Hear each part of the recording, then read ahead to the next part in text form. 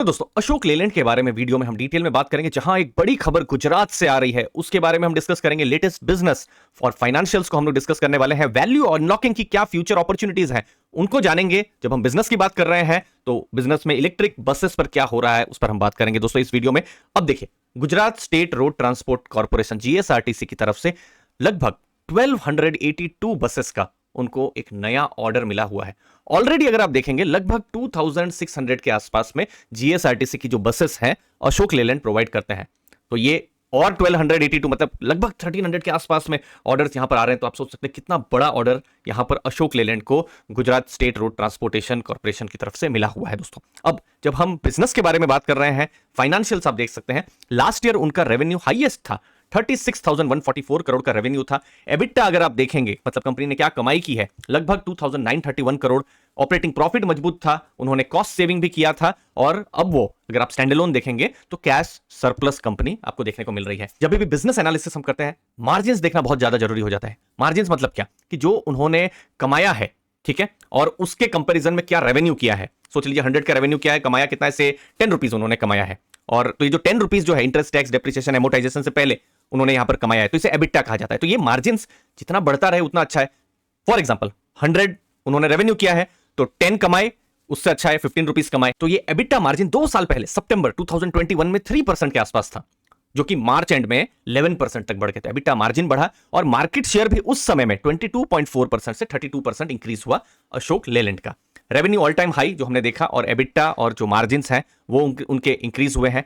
Cyclical business है, तो देखिए ये अगेन जो एफएमसीजी कंपनीज हैं, या एटलीस्ट हमारे भारत में भी हमने देखा है कि एटलीस्ट जो आईटी कंपनीज हैं, कॉन्सिस्टेंट थोड़ा परफॉर्मेंस रहता है। कॉन्सिस्टेंट से मेरा मतलब है कि एक साल सोच लीजिए 100 करोड़ का प्रॉफिट किया, फिर अगले साल 100 करोड़ का लॉस कर दिया, वैसा नहीं होता है आइडियली इन दोनों सेक्टर में, एफएमसीजी और आईटी सेक्टर में। एटलीस्ट मैं एग्जांपल के लिए आपको समझा रहा हूं। लेकिन ये साइक्लिकल सेक्टर है, कौन सा, जहां पर अशोक लेलैंड काम करती है, कॉमर्शियल व्हीकल्स का। यहां पर बसेस आ गए, फिर ट्रक्स आ गए, तो यहां पर साइक्लिकल और किस तरीके से इकोनॉमिक मूड है उस पर बहुत कुछ डिपेंड करता है। कोविड का बड़ा इंपैक्ट पड़ा था, तो फाइनेंशियल 21 आप देख सकते हैं नेगेटिव था उनका, मतलब लॉस किया था। अभी फाइनेंशियल 23 उन्होंने बड़ा प्रॉफिट किया, और फ्यूचर में क्या देखना रहेगा कि उनका प्रॉफिट्स बढ़ते रहे, और प्रॉफिट वहां पर बढ़े हैं, साथ साथ में नेटवर्थ भी उनका बढ़ा है। नेटवर्थ को आप बुक वैल्यू भी मान सकते हैं। टोटल कितना है, 8,426 करोड़ का उनका बुक वैल्यू है। बुक वैल्यू को अगर आप टोटल नंबर ऑफ शेयर्स के साथ अगर आप डिवाइड कर देंगे तो कुछ बुक वैल्यू कुछ 29 के आसपास में आएगी। अब ये 29 क्या है, फॉर एग्जांपल एक शेयर आपके पास अशोक लेलैंड का है तो उसकी वैल्यू 29.1 की है, तो इसीलिए प्राइस टू बुक वैल्यू एक वैल्यूएशन का एक मैट्रिक्स होता है। तो बुक वैल्यू 29.1 के आसपास में है। डेट उनका यहां पर घटा है जब हम अशोक लेलैंड की बात कर रहे हैं। अगेन एबिटा मार्जिन उनके इंक्रीज हुए हैं, जब क्वार्टर ऑन क्वार्टर हम पिछले कुछ क्वार्टर से देख रहे हैं। फ्यूचर में उनका क्या गोल है, जैसे हमने देखा एबिटा मार्जिन 11% है, तो मिड टीन के पास जाना चाहते हैं। इसका मतलब क्या, एटलीस्ट 15-16% के आसपास में मार्जिन बढ़ाने का उनका जो है कोशिश है, प्लान है। मीडियम हैवी कमर्शियल व्हीकल में और ज्यादा मार्केट शेयर, और लाइट कमर्शियल व्हीकल में और ज्यादा मार्केट शेयर वो गेन करने के उनके गोल्स हैं। और फिर ऑपरेटिंग कैश में सरप्लस होना, ये कुछ इंपॉर्टेंट मीडियम टर्म्स मतलब 2-3-4 ईयर्स के उनके आप प्लान मान सकते हैं। तो ओवरऑल एक साइक्लिकल बिजनेस है जहां पर टर्न अराउंड हो रहा है, और उनको फायदा भी हो रहा है जो इंडस्ट्री है अब साइकिल होने का, क्योंकि अभी गवर्नमेंट का भी केपेक्स पर एक बड़ा प्लान है, और इंफ्रा को लेकर बहुत ज्यादा अभी एटलीस्ट बहुत सालों के बाद वो थोड़ा सा उत्साह जैसा भी हमको देखने को मिल रहा है, बहुत सारा टेंडरिंग एक्टिविटी देखने को मिल रही है। तो उससे फायदा किसको, अशोक लेलैंड को हो रहा है। अब देखिए फ्यूचर में क्या वैल्यू अनलॉकिंग बिजनेस में हो सकता है। ये कुछ सब्सिडियरीज हैं अशोक लेलैंड की, इसमें से कुछ सब्सिडियरीज इलेक्ट्रिक व्हीकल की भी हैं, लेकिन हम यहां फोकस करेंगे जो उनकी एनबीएफसी है, हिंदुजा लेलैंड फाइनेंस की। अब ये हिंदुजा लेलैंड फाइनेंस ये एक एनबीएफसी है, उनका पोर्टफोलियो में उन्होंने जो भी लोन्स या फिर जो भी एसेट उन्होंने अभी तक मैनेज वो कर रहे हैं, commercial vehicle, tractors, two wheelers, loan against property, ये सब उनके मेन पोर्टफोलियो में है। तो 30,000 करोड़ का उनका एयूएम है। अब एक्सपेक्टेड है कि एटलीस्ट मार्च एंड तक, मतलब मार्च 2024 तक उनकी लिस्टिंग हो जाए। तो ये आने वाले टाइम में ये एक इंपॉर्टेंट देखना रहेगा कि इनका जो लिस्टिंग को लेकर क्या इंपॉर्टेंट न्यूज आती है। अभी तो Q2 का रिजल्ट आएगा तो हमको कुछ और पता चलेगा कि ये क्या टाइम में ही चल रहा है या डिले हो गया है, कैसा हो रहा है, तो ये हमको तब पता चलेगा। ओवरऑल जो हिंदुजा लेलैंड फाइनेंस है उनका भी नेटवर्थ स्ट्रांग है, 5,000 करोड़ का नेटवर्थ है, रेवेन्यू 2,755 करोड़ है। बाकी आने वाले टाइम में और ज्यादा डेटा आएंगे तो हमको और ज्यादा क्लैरिटी आएगी। फ्यूचर में ई बस या फिर इलेक्ट्रिक व्हीकल एक बहुत बड़ा थीम है। तो यहाँ 2 बड़े ब्रांड हैं उनके, स्विच और ओम करके।